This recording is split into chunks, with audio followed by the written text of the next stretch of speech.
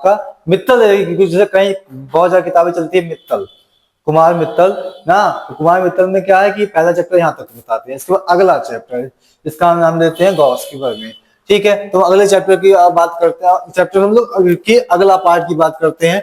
ठीक है, एनसीईआरटी में तो एक ही चैप्टर है, उसका अगला पार्ट क्या है, वैद्युत फ्लक्स। ठीक है, तो वैद्युत फ्लक्स की बात की जाए, वैद्युत फ्लक्स होता क्या है, तो वैद्युत क्षेत्र में स्थित किसी भी पृष्ठ से गुजरने वाली वैद्युत बल रेखाओं की संख्या को उस पृष्ठ से गुजरने वाला वैद्युत फ्लक्स कहते हैं। तो यहाँ पे एक काम करते हैं कि यहाँ पे एक चीज पहले और देख लेते हैं, वो चीज ज्यादा सही रहेगा ना। एक चीज और थोड़ा पहले देख लेते हैं, वो चीज है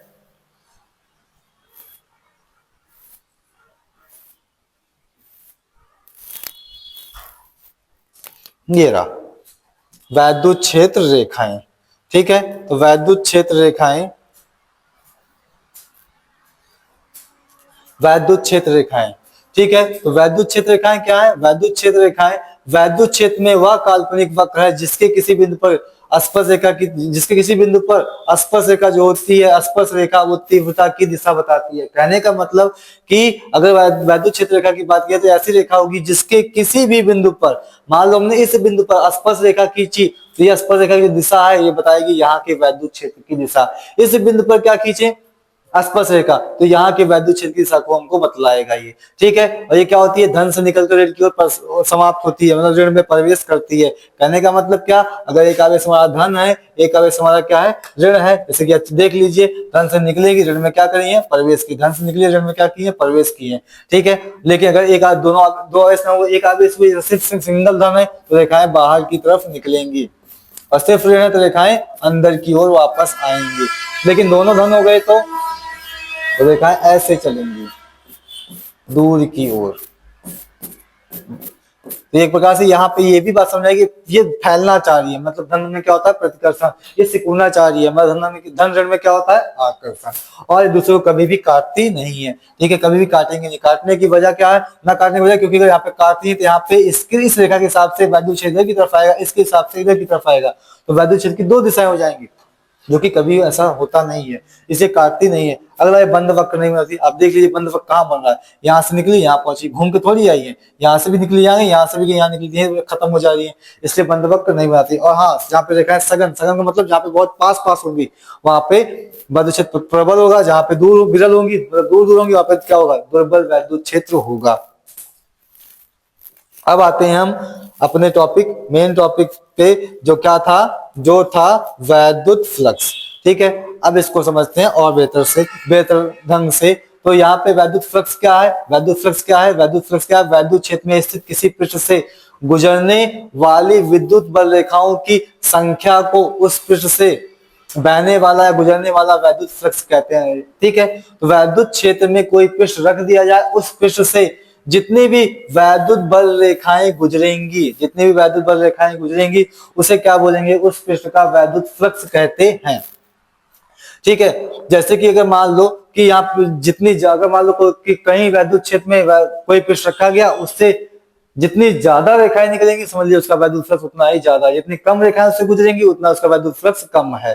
ठीक है, दूसरा इसका एक तरीका और होता है कहने का, वो क्या, वो ये है कि जैसे मान लिया हमने कहा है हमारा एक पृष्ठ है, इस पृष्ठ के लिए हमने यहाँ पे क्या ले लिया, छोटा सा ले लिया एलिमेंट, इस एलिमेंट पे जो मान लिया हमने वैद्युत क्षेत्र है वो इस दिशा में है, इस एलिमेंट पे जो वैद्युत क्षेत्र है इस दिशा में है, और इसका जो क्षेत्रफल सदिश है वो इस दिशा में। अब कुछ लोग कहेंगे क्षेत्रफल सदिश क्या है, क्षेत्रफल सदिश क्या है, मतलब कि कोई भी पृष्ठ हो उस पे उसके क्षेत्रफल को सदिश में व्यक्त कर दो। अब कुछ ये भी कह सकते हैं कि क्षेत्रफल अदिश राशि है, सदिश कैसे हो गया, नहीं, क्षेत्रफल अदिश राशि है, लेकिन अगर हम क्या करें, जैसे मान लिया सतह है हमारी, ठीक है, इसका कुछ ना कुछ क्षेत्रफल और लंबाई चौड़ाई करके निकाल लेंगे, हमको क्षेत्रफल सदिश चाहिए, तो कुछ नहीं करना, इस पे क्या करना, बाहर कोई अविलंब डाल दो, जो ये अविलंब होगा समझ लीजिए इसके क्षेत्रफल की दिशा को व्यक्त करेगा, इसे कहेंगे क्षेत्रफल सदिश। तो क्षेत्रफल सदिश का मतलब क्या, कि कोई भी सतह है उस पर बाहर की अविलंब खींचो, वही उसका बताएगा क्षेत्रफल सदिश। ठीक है, क्षेत्रफल सदिश कहाँ है, इधर की तरफ है हमारा, इनके बीच कोण कितना है, मान लिया हमने थीटा है। ठीक है, तो चाहे इसको एस से व्यक्त करो चाहे डी ए से व्यक्त करो, बहुत जगह डी ए से करते हैं किताब में, बहुत सी किताबों में एस से करते हैं। चलो हम एस यहाँ से क्या कर लिया हमने, एस से ही कर लेते हैं और ए से ही कर लेते हैं, तो ये हो गया हमारा वैद्युत क्षेत्र और ये हो गया जो क्षेत्रफल सदिश जिसका क्षेत्रफल कितना था a, ये हो गया इसकी दिशा। ठीक है, ये हो गई दिशा। दोनों के बीच कोण कितना है? दोनों के बीच कोण है थीटा। इसको हटा दीजिए, दोनों के बीच कोण है थीटा। ठीक है, तो ये हो गया हमारा ऐसे चित्र। अब हमको क्या जानना है? वैद्युत फ्लक्स जानना है। तो वैद्युत फ्लक्स का मतलब गुजरने वाली रेखाओं की माप।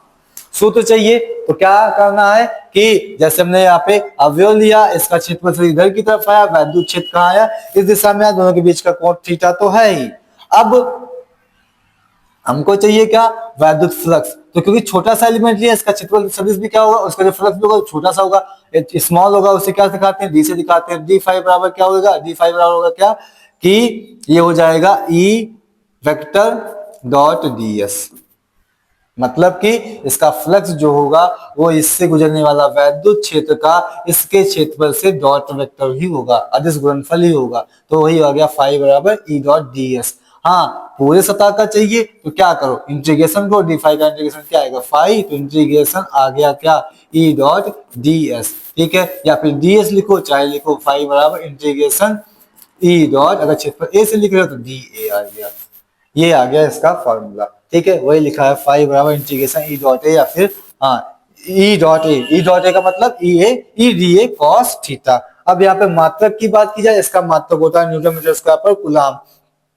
ठीक है, न्यूटन मीटर स्क्वायर पर कूलाम, या फिर वोल्ट मीटर। बीमा की बात करें तो ये होगी इसकी बीमा। निकालते कैसे मात्रक बीमा? कभी टेंशन नहीं लेना, सूत्र पे चले जाना, मात्रक बीमा निकल जाएगी। और उसके बाद ये कैसी राशि है? ये कैसी राशि है? क्योंकि यहाँ पे डॉट हो रहा है, इसका मतलब ये अदिश राशि है। अब यहाँ पे एक चीज हम और देख ले, अदिश राशि तो है ही है, और एक चीज और देख लेते हैं। वह चीज ये है कि दो परिभाषाएं हुई, एक परिभाषा ये हुई, एक परिभाषा ये हुई। कैसे? ये तो ठीक है, गुजरने वाली रेखाओं की माप को बोलते हैं वैद्युत फ्लक्स। ठीक है, किसी भी वैद्युत क्षेत्र में जब सतह रखी जाएगी तो गुजरने वाली रेखाओं की जो माप होगी उसे कह देंगे वैद्युत क्षेत्र कह देंगे। ठीक है, एक परिभाषा ये भी है। कैसे? यहाँ पे क्या बोलेंगे? अच्छा, यहाँ पे थोड़ा हल कर लेते हैं, तुमको एक परिभाषा यहाँ से मिल जाएगी। अगर मान लिया हमने एक केस मान लेते हैं कि यदि ई हमारा क्या है? नियत है। वैद्युत क्षेत्र क्या है? नियत है। तो नियत समाकलन के कहाँ जाएगा? बाहर जाएगा। ई इंटीग्रेशन, ये बाहर चला गया, इंटीग्रेशन क्या बचा? डी ए बचा। तो डी ए का समाकलन क्या हो जाएगा? ए हो जाएगा, ई डॉट ए। यहां से दूसरा फॉर्मूला मतलब दूसरी परिभाषा हम निकाल सकते हैं। क्या बोलेंगे?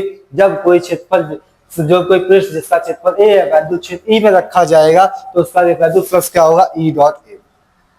कोई पूछे वैद्युत फ्लक्स क्या है? सीधा ये भी कह सकते हैं, जब सतह को वैद्युत क्षेत्र में रखा जाए तो उसका उस सतह से गुजरने वाला वैद्युत क्षेत्र और उसके क्षेत्रफल सदिश का अदिश गुणनफल ई डॉट ए होता है, वैद्युत फ्लक्स होता है। ठीक है, अब इसमें आगे बढ़ते हैं। यहाँ पे एक सवाल कर लेते हैं इसमें, तो कि एक समान वैद्युत क्षेत्र में ना, एक समान वैद्युत क्षेत्र में एक सवाल है कि जहाँ पे वैद्युत क्षेत्र का मान कितना है? इतना है, और क्षेत्रफल सदिश कितना है? इतना है। तो हमें क्या करना है? पृष्ठ से गुजरने वाले वैद्युत फ्लक्स की क्या करनी है? गणना करनी है।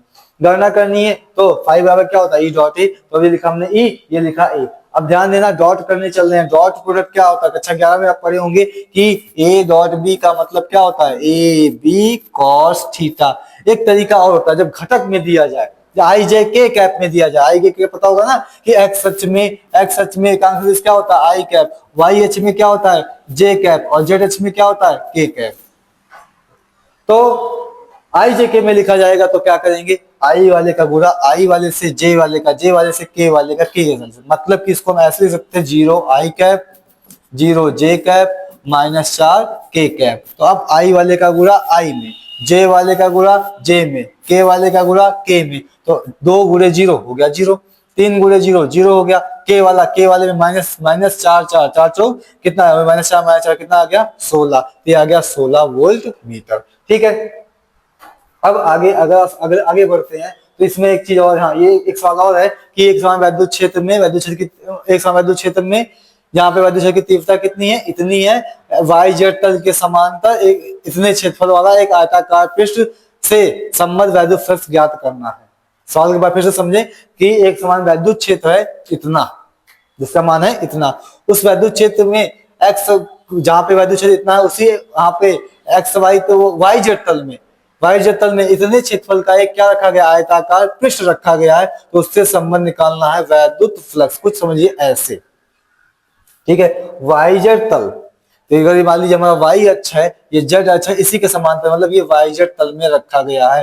तो अगर वाई जेड तल में रखा गया तो क्षेत्रफल सदिश क्या होगा, कहना अविलंबवत बाहर की ओर, ये हो गया हमारा क्षेत्रफल सदिश अविलंबवत बाहर की ओर। मतलब सीधे से कहाँ जाएगा वो, सीधे सीधे कहाँ जाएगा वो, सीधे सीधे वो जा रहा है किस अक्ष में।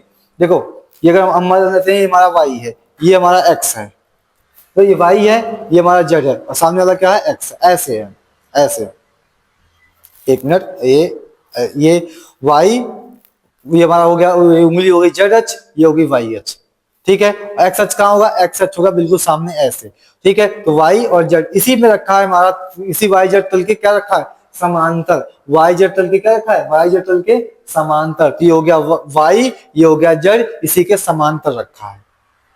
तो क्षेत्रफल सदिश कहाँ जाएगा, अभिलंबवत बाहर की ओर, ऐसे सामने, और सामने क्या होता है, एक्स अक्ष, तो वही जाएगा एक्स अक्ष में। चित्र थोड़ा सा गड़बड़ बना है, इसको समझिए ऐसे कि ये हो गया हमारा वाई अक्ष, नो ये हो गया हमारा पेन हो गई वाई अक्ष, ये हो गया हमारा जेड अक्ष, ये हो गया सामने हमारा एक्स अक्ष। तो सतह कहाँ रखी है, सतह रखी है ऐसे यहाँ वाई जेड तल में। तो कहाँ जाएगा इसका अभिलंब, सामने की ओर, सामने होगा एक्स अक्ष। तो एक्स अक्ष मतलब वही आई कैप, तो दो आई कैप।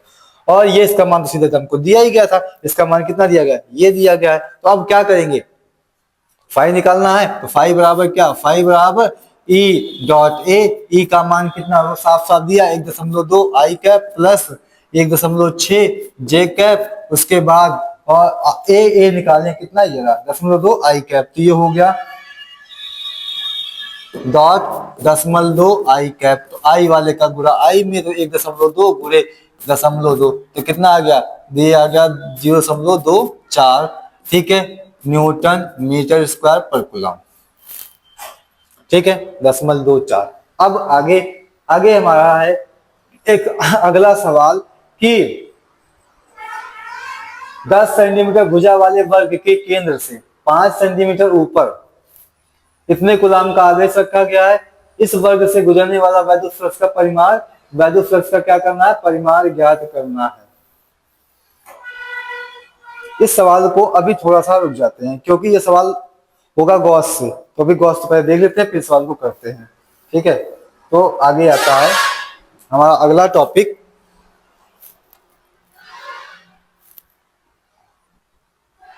गॉस, गॉस का नियम। किसी किसी किताब में गॉस लिखते हैं, किसी किसी में गाउस लिखते हैं। तो गॉस का नियम, गॉस का नियम क्या है, किसी बंद पृष्ठ से गुजरने वाला कुल वैद्युत फ्लक्स, ध्यान देना, बंद पृष्ठ से गुजरने वाला कुल वैद्युत फ्लक्स जो होता है, उस पृष्ठ से परिबद्ध संबद्ध कुल आवेश का, कुल आवेश Q का 1/ε0 गुना होता है। कहने का मतलब कि अगर कोई भी सतह है, ठीक है, कोई बंद पृष्ठ है, उस पृष्ठ से गुजरने वाला कुल वैद्युत फ्लक्स जो होगा, कोई भी मान लीजिए हमारा ये पृष्ठ है, ये बंद पृष्ठ है, इससे गुजरने वाला वैद्युत फ्लक्स जो होगा वो क्या होगा, अंदर के आवेश, अगर मान लीजिए अंदर में आवेश हमारा क्या है, Q, बंद सतह, इसके अंदर आवेश कितना है, Q आवेश है। तो इस सतह का जो फ्लक्स होगा, ये कहा जा रहा है क्या, फ्लक्स होगा वो अंदर वाले आवेश का 1/ε0 गुना होगा, मतलब कि Q/ε0। ये हमारी गॉस की प्रमेय का स्टेटमेंट है, ठीक है। तो हम पूरा फॉर्मूला लिखें, क्योंकि अभी हम फॉर्मूला लिखे थे, फाई बराबर क्या लिखे थे, इंटीग्रेशन ई डॉट ए, नियत होगा तो ई बाहर जाएगा, तो बन गया था ई डॉट ए, नहीं नियत नहीं है तो ऐसे बन जाएगा। लेकिन बंद सतह के लिए, बंद पृष्ठ के लिए इसे यहाँ पे लगा देते हैं ऐसे एक शर्त तक, इसे का मतलब हो गया बंद सतह के समाकलन कर रहे हैं। तो फाई बराबर ना, फाई बराबर close integral E dot D A. तो ये तो आया कहाँ, परिभाषा जो पहले पढ़े थे, और यही फाई बराबर क्या होता है, यहाँ से पढ़ रहे हैं Q/ε0 हो गया। समझिए हमारा पूरा फॉर्मूला, फाई बराबर close integral E dot D A equal Q/ε0, ठीक है। तो ये हमारी हो गया गॉस की प्रमेय का स्टेटमेंट। तो याद रखना स्टेटमेंट की, कोई भी सतह है, उस सतह का वैद्युत फ्लक्स चाहिए तो क्या करो, अंदर का जो भी आवेश है उस आवेश का क्या कर देना, 1/ε0 गुना कर देना है, मतलब Q/ε0 करो, बस बात खत्म, ठीक है। याद रखो ऐसे छोटे में, फाई बराबर Q इन, इसका मतलब अंदर का चार्ज बटे ε0, ठीक है। अब यहाँ पे लेकिन इसमें गॉस की प्रमेय में कुछ बातें याद रखना। वो बातें क्या, कि ये गॉस का जो नियम है, वो नियम किसी भी आकार आकृति के बंद पृष्ठ के लिए सत्य है। मतलब कि ऐसा नहीं है कि जो पृष्ठ होना चाहिए वो कोई रेगुलर शेप का होना चाहिए, ठीक है, गोलाकार, बेलनाकार, किसी भी आकार का, सब पे लगता है गॉस का नियम। बस हाँ, बंद होना चाहिए। सतह कैसे होनी चाहिए, बंद होना चाहिए, बंद पृष्ठ होना चाहिए। अगली बात क्या, कि गॉस, ये जो गॉस के नियम से फ्लक्स निकालते हैं तो ये भीतर के भीतर के ही आवेश पर, कहा भीतर के ही आवेश पर निर्भर करता है, बाहर आवेश है कि नहीं है उससे कोई मतलब नहीं है। अगली बात, बाहरी आवेश या बाह्य विद्युत क्षेत्र का फ्लक्स पर कोई प्रभाव नहीं पड़ता। बाहर अगर कोई आवेश रखा है उसका इस सतह के फ्लक्स पर कोई भी प्रभाव नहीं पड़ता है, अंदर के ही आवेश को हमको देखना है, उसी पे निर्भर करता है। अगली बात, पृष्ठ के भीतर नेट आवेश शून्य हो तो कुल फ्लक्स भी शून्य हो जाएगा। तो भाई क्योंकि क्या है, आवेश अंदर का आवेश बटा अंदर आवेश ही नहीं है, जीरो है, तो फ्लक्स भी क्या हो जाएगा, जीरो। ठीक है, आगे है कि कभी कभी क्या होता है, हमें गॉस की, क्योंकि गॉस की प्रमेय लगती है बंद सतह पे, कभी कभी सतह क्या होती है, बंद नहीं होती, तो हम क्या करते हैं, हमको सतह लेनी पड़ती है ना, पृष्ठ लेना पड़ता है, उसे कहते हैं गॉसियन पृष्ठ। जिस काल्पनिक बंद पृष्ठ से आवेश को परिबद्ध किया जाता है और गॉस की प्रमेय लगाई जाती है, उसे गॉस का नियम लगाता है, उसे कहते हैं गॉसियन पृष्ठ। ठीक है, तो गॉसियन पृष्ठ में क्या है कि हम जब जहां पे हमको जरूरत पड़ेगी तो एक पृष्ठ लेंगे, तो उसी पृष्ठ को कहते हैं गॉसियन पृष्ठ। इसमें कुछ बातें याद रखनी है, पृष्ठ क्या होनी चाहिए, बंद होनी चाहिए। गॉसियन पृष्ठ जब भी हम अज्यूम करेंगे, क्योंकि जब गॉसियन प्रयोग करेंगे तभी हमको गॉसियन पृष्ठ लेना मानना पड़ेगा, तो वहां पे कुछ चीज ध्यान रखते हैं कि पहली बात तो वो पृष्ठ क्या होनी चाहिए, बंद होनी चाहिए। दूसरी बात क्या कि वहां पे सम्मिति होनी चाहिए, और अगली बात क्या, पृष्ठ वहां से गुजरनी चाहिए जहां पे वैद्युत क्षेत्र हमको ज्ञात करना है। ठीक है, अब आगे इसमें एक सवाल है, ये बोर्ड में आया हुआ सवाल है। ठीक है, इसमें क्या लिखा है, किसी खोखले बेलन के भीतर इतने कूलाम का आवेश है, खोखले बेलन के भीतर इतने का आवेश है, इसके वक्र पृष्ठ से संबद्ध वैद्युत फ्लक्स इतना है, तो इसके किसी समतल पृष्ठ से संबद्ध वैद्युत फ्लक्स का मान ज्ञात कीजिए। देखिए मान लीजिए बेलन है, ठीक है, इस बेलन के अंदर आवेश कितना है, इस बेलन के अंदर कुल मिला के आवेश है 1.7 10 की घाते -12 कूलाम। ठीक है, इतना है। अब क्या कह दिया, इसके वक्र पृष्ठ से संबद्ध, वक्र पृष्ठ से संबद्ध वैद्युत फ्लक्स, मतलब कि जो ये जो कर्व वाला पार्ट है, इससे संबद्ध जो फ्लक्स है वो 1.5 है। ठीक है, इसके किसी समतल पृष्ठ से, जैसे एक समतल पृष्ठ इधर है एक इधर है, किसी भी एक पृष्ठ से क्या निकालना है, वैद्युत फ्लक्स का मान निकालना है। गॉस की प्रमेय क्या कहती है, गॉस की प्रमेय कहती है कि क्या, Q बटा एप्सिलॉन नॉट, यही प्रमेय है। ठीक है, तो इसको 3 से कर दे, इसके 3 से करते हैं, फाई मतलब कुल फ्लक्स। तो एक काम करते हैं, कर्व पार्ट का फ्लक्स प्लस उस वाले समतल पार्ट का फ्लक्स, समतल एस फॉर समतल लेते हैं, और इस वाले का फ्लक्स, दोनों एक जैसे हैं, एक जैसे ले लिया, फाई एस बराबर कितना, क्यू मतलब अंदर का चार्ज 1.7 10 की घाते कितना -12 कूलाम, और एप्सिलॉन नॉट नीचे क्या होगा 8.85 10 की घाते -12। ठीक है, -12 12 कैंसिल, यहां से ये दिया गया हमको, कितना दिया गया डियर, ये हो गया डियर, और ये फाई एस सेम होंगे, बराबर हो जाएंगे, तो 2 फाई एस बराबर यहाँ से कितना है 1.7 बटे 8.85। ठीक है, अब यहाँ से इसको हल किया जाए तो कितना आ जाएगा, यहाँ से दशमलव उठाए, नीचे 2 जीरो बढ़ा दें, यहाँ जाके ऊपर 1 जीरो बढ़ा दें, 1 जीरो जीरो क्या हो जाएगा, कैंसिल। ठीक है, तो ये आया कितना 1.5 प्लस 2 फाई एस बराबर 17 बटे 885, एक जीरो भी है। अब ये काटा जाए तो कैंसिल किया जाए, कितना कैंसिल करने पे आ जाएगा, ये आ जाएगा 885 से भाग करेंगे तो ये आ जाएगा लगभग कितना, ये आ जाएगा 0.192। तो यहां से 2 फाई एस बराबर 0.192 माइनस 1.5, तो 2 फाई एस बराबर घटा के देख लेना और 2 से भाग कर दिया जाए तो कितना हो जाएगा, यहाँ पे 10 की घात 1.5, तो ये बन जाएगा कितना, करीब देख लेते हैं इसमें, तो पहले 17 भागे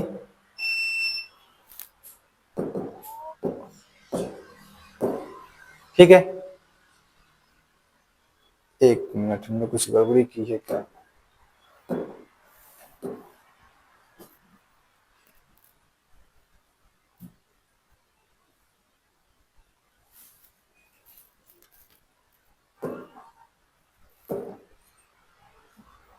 एक 1.7 भागे 8.85, हाँ 100.192 आया। अब इसमें से माइनस कर दिया जाए कितना, 1.5, तो ये आ गया कितना, इतना आया। अब यहाँ पे 2 भी है, 2 उधर जाएगा तो भाग कर दें 2 से, तो आ गया कितना, ये आया इतना। ठीक है, ये हो गया इसका आंसर।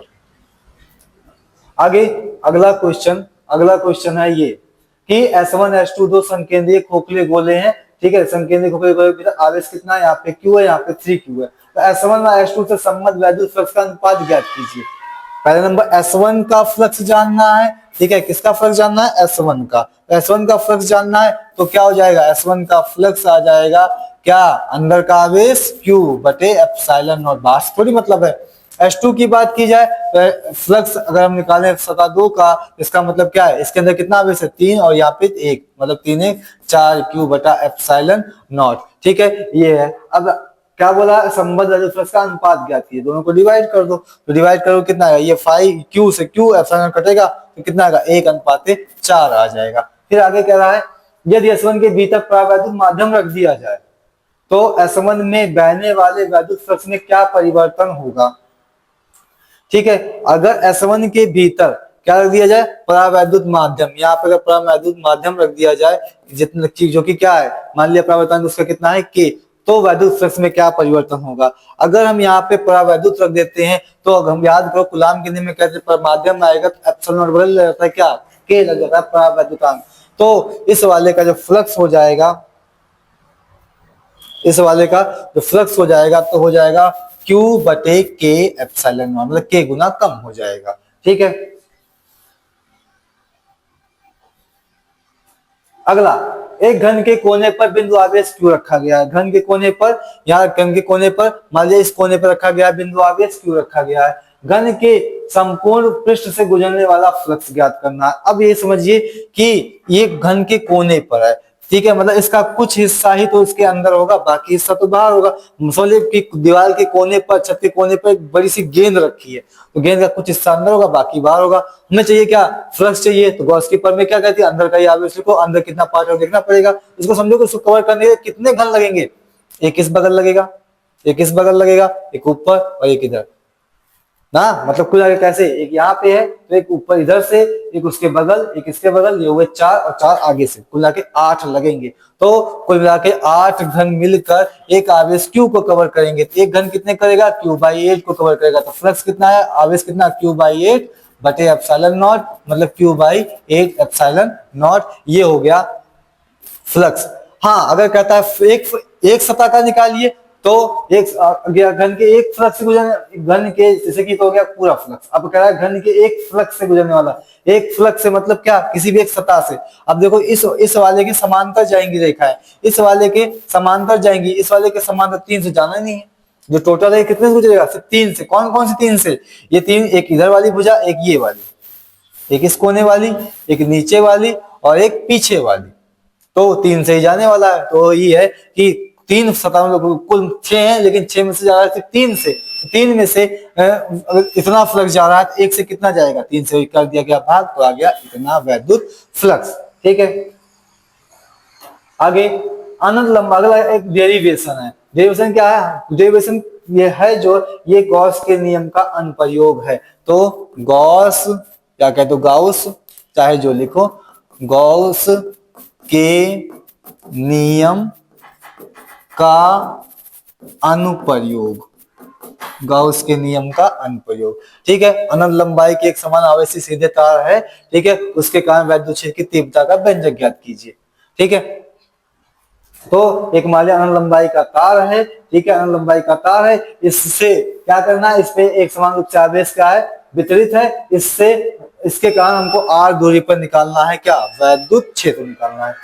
ठीक है, तो अब यहाँ पे इस जो सीधा तार है, अनंत लंबाई का सीधा तार है, इस सीधे तार की वजह से निकालना है वैद्युत क्षेत्र। और आवेश इस पे कैसे वितरित है, एक समान वितरित है। तो मान लिया कि जिस पे आवेश वितरित है वो कितना है, लैम्डा। लैम्डा क्या होता है, लैम्डा होता है Q/L। जब आवेश एक रेखा पे वितरित होता है तो उसको कहते हैं जब एक रेखा पे वितरित होगा तो कुल आवेश बटे कुल लंबाई अगर किया जाए तो आवेश से कहते हैं लैम्डा, मतलब रेखीय आवेश घनत्व। तो ये लैम्डा है रेखीय आवेश घनत्व। परिभाषा कैसे देंगे कि जब तार पे आवेश वितरित है तो तार की एकांक लंबाई का आवेश, एकांक लंबाई का आवेश कहलाएगा क्या, उसका रेखीय आवेश घनत्व, जो कि होगा क्या, लैम्डा। ठीक है, तो हमें मान लिया तार जो लंबाई का है उसका रेखीय आवेश घनत्व कितना है, लैम्डा है। ठीक है, तो हमें इसी तार के कारण आर दूरी पर निकालना क्या है, वैद्युत क्षेत्र निकालना है। ठीक है, वैद्युत क्षेत्र निकालना है तो चलती है, निकालते हैं। निकालने के लिए किसके साथ निकालना है, किसके सहायता से, गॉस के नियम से। तो हमने क्या किया, एक पहली बात तो बेलन ले लिया, बंद गॉसियन पृष्ठ ली, क्या ली, बेलन ली। अब ये बंद गॉसियन पृष्ठ ली बेलन, जिसकी लंबाई कितनी है, इसकी लंबाई कितनी है, एल, इसकी त्रिज्या कितनी है, आर है। अब बेलन क्यों लिया, क्योंकि बेलन का फायदा क्या है कि तार से जो बेलन होगा पूरी सममिति पे होगा, हर बिंदु की दूरी तार से क्या हो जाएगी, समान हो जाएगी। और दूसरी बात क्या कि जब ये गुजरे इसको वहीं से गुजारे हैं जहां पे हमको वैद्युत क्षेत्र ज्ञात करना है, यही वैद्युत क्षेत्र हमको क्या करना है, ज्ञात करना है। तो जो बेलन है, बेलन है, इसमें हम तीन सतहें मान सकते हैं, ये होगी हमारी सरफेस 1, ये होगी सरफेस 2 और ये कर्व वाली होगी सरफेस 3। अब हमको लगाना है, चूंकि गॉस की पर में है, गॉस की सतह तो मान लिया बेलनाकार, गॉस की पर में क्या होती है, फाई बराबर क्या, गॉस की पर में होती है फाई बराबर क्यू बटे एप्सिलॉन नॉट। फाई क्या है, फाई क्या है, वो गॉसियन पृष्ठ का संपूर्ण फ्लक्स। हमने तीन सतह ली है तो सोचते हैं कि आप पहली सतह का फ्लक्स प्लस दूसरी का प्लस तीसरी का बराबर क्यू बटे एप्सिलॉन नॉट। पहली सतह का फ्लक्स क्या हो जाएगा, पहली सतह का फ्लक्स क्या होगा, क्योंकि देखो इस सतह का चाहिए वो फ्लक्स, यहाँ पे काम करो, यहाँ पे काम ये कोई छोटा सा यहाँ पे ले लो एलिमेंट, एलिमेंट क्योंकि ऊपर ले रहे हैं, इसका क्षेत्रफल कहां जाएगा, ऊपर की ओर जाएगा। ठीक है, मान लिया हमने डी ए वेक्टर, और उसके बाद क्योंकि धन आवेश है, वैद्युत क्षेत्र कहां होगा, बाहर की ओर, ए हो गया ई वेक्टर।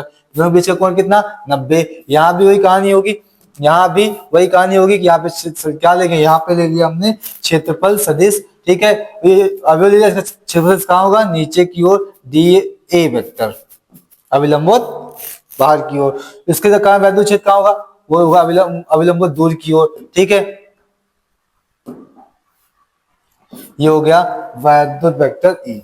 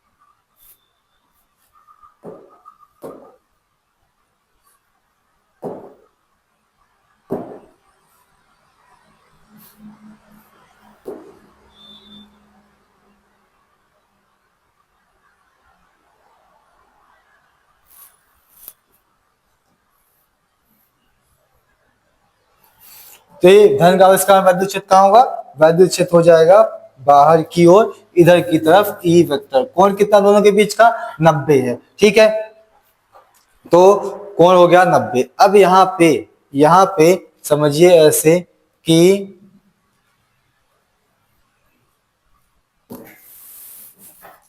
यहाँ पे इसको ऐसे समझिए कि जो सतह हमारी एक थी, सरफेस एक थी, उसका अवयव आया इधर की तरफ डी ए वेक्टर, वैद्युत क्षेत्र आया इधर की तरफ ई वेक्टर, कोण 90। इस दो वाली सतह का क्षेत्रफल सदिश कहाँ आया, नीचे की ओर डी ए वेक्टर, वैद्युत क्षेत्र कहाँ आया इधर की ओर, एंगल कितना 90। सतह 3 पे अवयव लेते हैं तो क्षेत्रफल सदिश कहाँ जाएगा, इधर की तरफ जाएगा, वैद्युत क्षेत्र भी कहाँ जाएगा, उधर की तरफ ही जाएगा। ठीक है, तो अब हम पहले का निकालें तो क्या हो जाएगा, ये हो जाएगा integration E D A cos कितना, कॉस कितना वहां पे एंगल 90। अवयव का निकाले ई डी ए कॉस 90। ठीक है, अब पहले हमको निकालना सतह एक का निकालना है, तो E D A cos angle कितना 90, ये हुआ किसका, अवयव का। इंटीग्रेशन कर देते हैं, कोई सतह का आ गया, प्लस ई टू भी ऐसे ही करेंगे क्योंकि वो भी सेम है, तो ई डी ए वहां भी एंगल कितना, कॉस 90, प्लस तीसरी सतह की बात करें ई डी ए वहां पे एंगल कितना है, 0 है, तो आया क्या, क्यू बटे एप्सिलॉन नॉट आ गया। ये cos 90 जीरो होता है तो पूरा हो जाएगा क्या, ये पूरा हो जाएगा जीरो, ये भी पूरा क्या हो जाएगा जीरो। यहां से क्या आ गया, यहां से ई, क्योंकि अब यही तो फायदा है कि हमने गॉसियन सूत्र लिए सममित, मतलब कि इससे हर बेलन के हर अवयव की दूरी क्या होगी, बराबर। तो वैद्युत क्षेत्र का मान हर वाले पार्ट पे क्या होगा, हर अवयव पे क्या होगा, समान। तो इसका मतलब ये नियत है, इसको बाहर कर लो, तो बाहर कर लेंगे तो आ गया इतना, cos 0 1 हो गया, बचा क्या dA बराबर क्या q बटे एप्सिलॉन नॉट। अब यहाँ पे वैल्यू रखते हैं, तो ई dA का इंटीग्रेशन क्या हो जाएगा, dA का इंटीग्रेशन क्या हो जाएगा a मतलब क्या कि इस कर्व पार्ट का एरिया, कर्व पार्ट का एरिया क्या होता है 2 पाई आर एल बराबर, क्यों क्या है अंदर का चार्ज, इस बेलनाकार गॉसियन के अंदर का चार्ज लेना है, हमको पता है एकांक लंबाई का चार्ज कितना है लैम्डा, तो एल लंबाई का क्या हो जाएगा, एल लंबाई का हो जाएगा लैम्डा इंटू एल बटा एप्सिलॉन नॉट। ठीक है, तो यहां से ई बराबर कितना आ गया, इसका पोलर भेजा जाए, एल से एल तो कैंसिल हो जाएगा, तो क्या पे यहाँ पे आएगा लैम्डा बटे 2 pi epsilon not into are.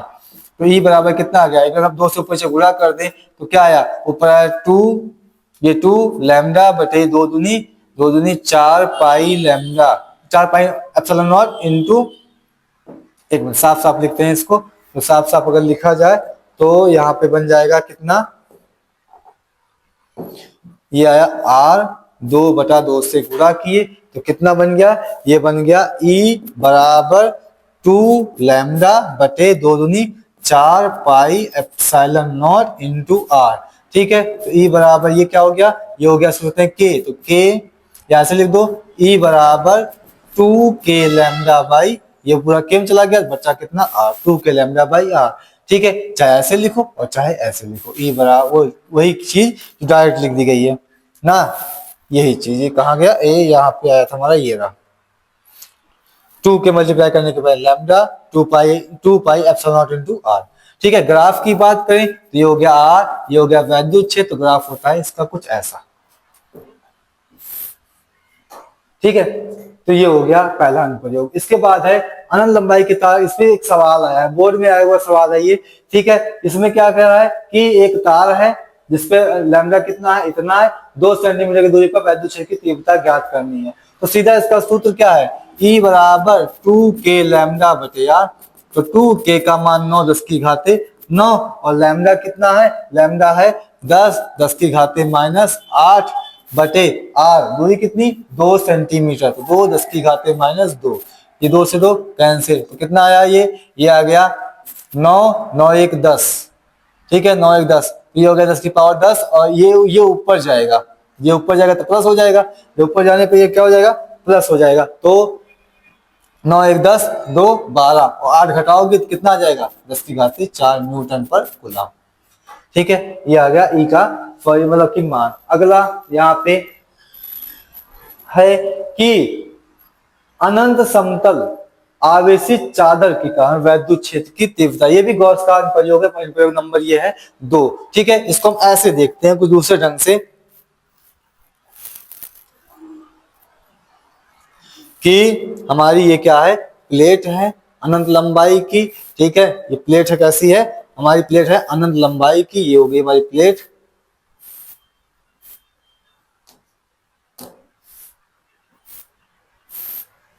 इस प्लेट पर मान लिया हमने एक समान रूप से धनात्मक आवेश क्या है वितरित है, धनात्मक आवेश एक समान रूप से वितरित है। इस प्लेट के कारण आर दूरी पर हमको क्या निकालना है, वैद्युत क्षेत्र निकालना है।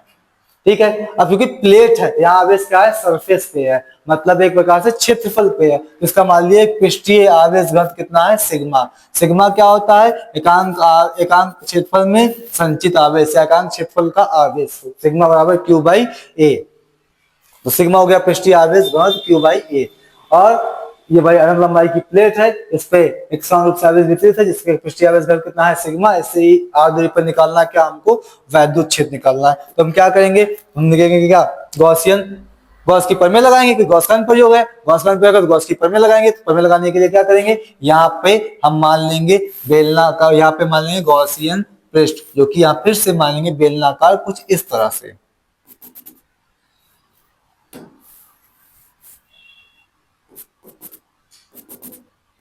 जिसके सतह का क्षेत्रफल मान लिया कितना है ए है, क्षेत्रफल ए है, क्षेत्रफल ए है। ठीक है, अब सतह के वही फिर से, क्योंकि बेलनाकार सतह माने हैं तो 3 भाग होंगे, एक इधर वाला, एक सरफेस इधर वाली, एक क्या होगी कर्व वाली। तो ये होगी सरफेस हमारी एक, इसे बोल देते हैं सरफेस हमारी हो गई एक। इसका क्षेत्रफल सदिश कहाँ जाएगा, इसका क्षेत्रफल सदिश कहाँ जाएगा, बाहर की ओर, डीए वेक्टर।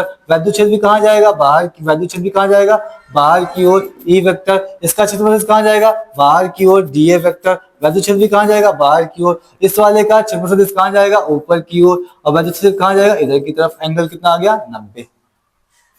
गॉस की प्रमेय लगाई जाए तो गॉस की प्रमेय लगाई जाए तो फाई बराबर क्या आएगा, फाई बराबर क्यू बटे एप्सिलॉन नॉट। सदा 3 है, तीनों का लिख दिया जाए, phi 1 plus phi 2 plus phi 3 बराबर क्यू बटे एप्सिलॉन नॉट। फाई 1 मतलब क्या, पहली सतह का फ्लक्स, तो वही ई पहली सतह का क्या आएगा, पहली सतह किसको बोलते हैं हमने, इसको। ये हमारी पहली सतह है, ये वाली हो गई, समझ लीजिए ये हो गई पहली सतह, ये हो गई दूसरी, और ये हो गई हमारी तीसरी। तो पहली, अगर जो पहली वाली सतह है उसके हिसाब से लिखे तो क्या लिखेंगे, ई डी ए और एंगल कितना 0 डिग्री। इंटीग्रेशन कर दे पूरे का आ जाएगा, फाई 2 मतलब इधर वाले का, तो ये आएगा integration E D A cos कितना 0, और तीसरे जगह क्या आएगा, ई डी ए कॉस कितना 90 डिग्री बराबर क्यों, अंदर का चार्ज, इस सतह के अंदर का चार्ज, सतह के अंदर का चार्ज, क्योंकि हमने कहा एकांक क्षेत्रफल का कितना आवेश है, एकांक क्षेत्रफल का सिग्मा है, तो ए क्षेत्रफल का कितना आएगा, सिग्मा ए। ए क्षेत्रफल का कितना आ जाएगा, क्योंकि एकांक क्षेत्रफल का सिग्मा है, हमें इस क्षेत्रफल का चाहिए ए क्षेत्रफल का, तो ए क्षेत्रफल का आवेश कितना आ जाएगा, ए क्षेत्रफल का आ जाएगा सिग्मा इंटू ए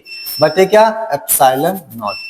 अब यहाँ से क्योंकि cos 90 का मान 0, तो पूरा पद हो गया 0। यहाँ से क्या किया जाए, ये cos 0 का मान 1, तो यहाँ से ई को हम बाहर कर सकते हैं, क्यों, क्योंकि प्लेट हमारी यहाँ पे है, समझिए प्लेट हमारी यहाँ पे है, सतह हमारी यहाँ पे, तो इससे जितने भी होंगे सबकी दूरी बराबर, तो वैद्युत क्षेत्र क्या होगा बराबर, तो नियत होगा उसको कर ले जाएंगे बाहर।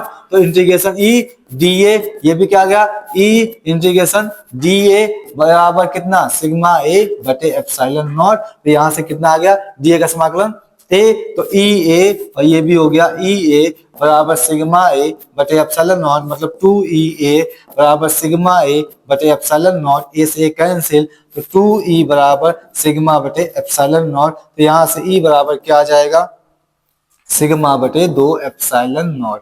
यहाँ पे ध्यान देने वाली बात ये है, जो वैद्युत क्षेत्र है प्लेट के कारण, उसमें आर का कोई रोल नहीं है, मतलब कि प्लेट के कारण जो वैद्युत क्षेत्र होगा उस वैद्युत क्षेत्र में का आर नहीं है, मतलब कि ये जो ई है ये ई आर पर निर्भर नहीं करता है, निर्भर नहीं करता है, ठीक है, निर्भर नहीं करता है। और एक चीज यहाँ पे है, वो चीज क्या, कि अगर हम कहीं कहीं क्या करते हैं, हमको आवेश के पद में चाहिए होता है, तो सिग्मा अगर लिख दें क्या, क्यू बाई ए, या फिर तो हो जाएगा Q by 2 A epsilon not, ठीक है।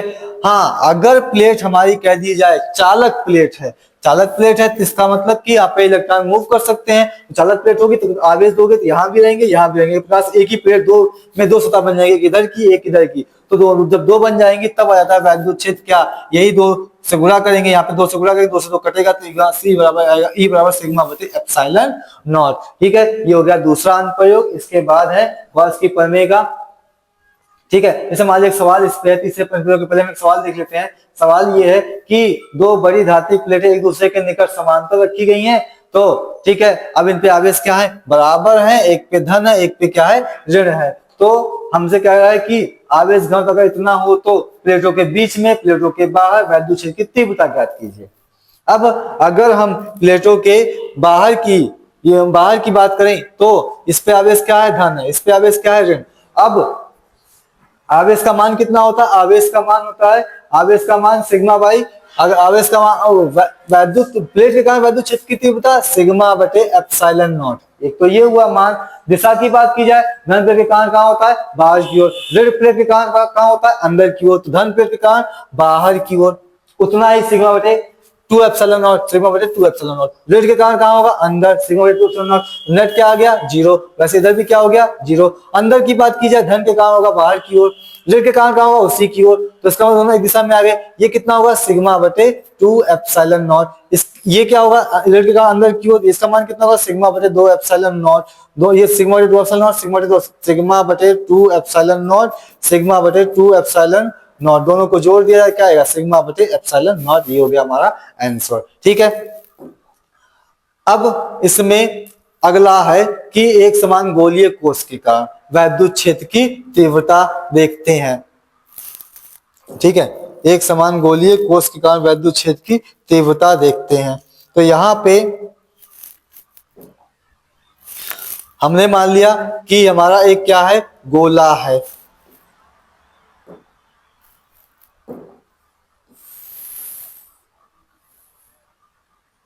ठीक है, ये हो गया हमारा गोलीय कोष। ठीक है, ये हो गया हमारा गोलीय कोष। इस गोलीय कोष का ये हो गया केंद्र। ठीक है, इस गोलीय कोष का हो गया ये केंद्र, और जो पूरी सतह पे आवेश वितरित है वो है एक समान रूप से कितना है, Q है। ठीक है, पूरी सतह पे एक समान रूप से आवेश क्या है, वितरित किया गया है।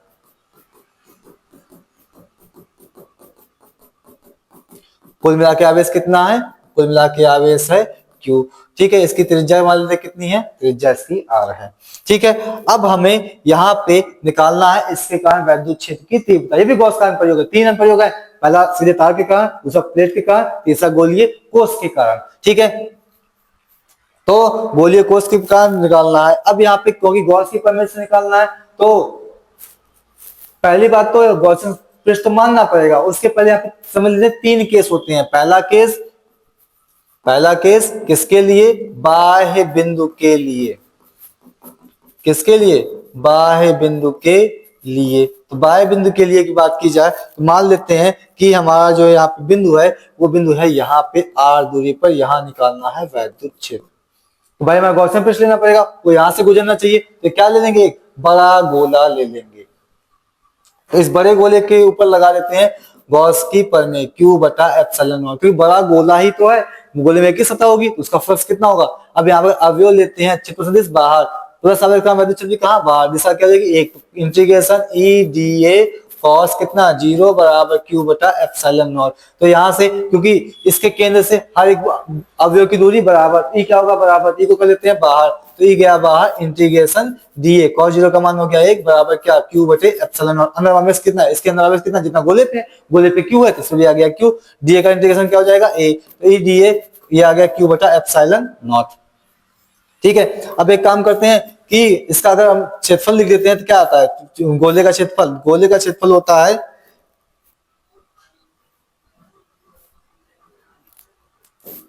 2 पाई R स्क्वायर, नहीं गोले का ना, गोले का आ जाएगा क्या, 4 पाई R स्क्वायर। तो R क्योंकि इसकी त्रिज्या पर कितनी है R, बराबर क्या, Q बटे एप्सिलॉन नॉट। तो यहां से कितना बन गया, ये यहां से बन गया E बराबर कितना, Q ये जाएगा उधर, 4 पाई R स्क्वायर एप्सिलॉन नॉट। मतलब कि E बराबर कितना, इसको सही से लिख दें तो आ जाएगा Q बटे 4 pi epsilon not into R square. इसका मतलब E बराबर 1 बटे 4 पाई एप्सिलॉन नॉट Q बटा R स्क्वायर। E बराबर ये क्या हो गया, KQ बटे R स्क्वायर। ये हो गया वैद्युत क्षेत्र। कब के लिए, आउटसाइड के लिए, बाह्य बिंदु के लिए ये हो गया वैद्युत क्षेत्र। और यही सूत्र था किसके लिए, बिंदु आवेश का R दूरी पर वैद्युत क्षेत्र का। इसका मतलब क्या, हम ये एज्यूम कर सकते हैं कि जो बाहर वाले बिंदु की कोई गोला है उस पे आवेश Q वितरित है, R दूरी पर वैद्युत क्षेत्र कितना होगा, E बराबर KQ बटे R स्क्वायर। और अगर बिंदु आवेश Q है उससे R दूरी पर वैद्युत क्षेत्र क्या आएगा, यही आएगा, E बराबर KQ बाई R स्क्वायर। ठीक है, क्या आएगा, E बराबर KQ बटे R स्क्वायर। तो सेम सूत्र आते हैं दोनों पे, क्या आते हैं, सेम सूत्र आ रहे हैं। तो इसका मतलब कि हम अज्यूम कर सकते हैं बाह्य बिंदु के लिए कि जो आवेश पूरे गोले पे है वो मान सकते हैं गोले पे नहीं, केंद्र पे रखा है पूरा आवेश Q, और वही R दूरी पर कितना हो जाएगा, R दूरी पर जाएगा KQ बटे R स्क्वायर। अब इसका ये तो हुआ केस नंबर 2। ठीक है, ये हो गया कौन सा, ये हो गया केस नंबर 2 हो गया। अब केस नंबर 1 हुआ, इसके बाद केस नंबर 2। 2 मतलब क्या है, सतह के लिए। सतह के लिए बिंदु यहीं पे आ जाएगा। R क्या है, केंद्र से बिंदु की दूरी, अगर सतह पे लेंगे तो बिंदु यहीं पे आएगा। तो इसका मतलब क्या, सीधा आ जाएगा क्या, सतह के लिए ES बराबर KQ बटे R स्क्वायर।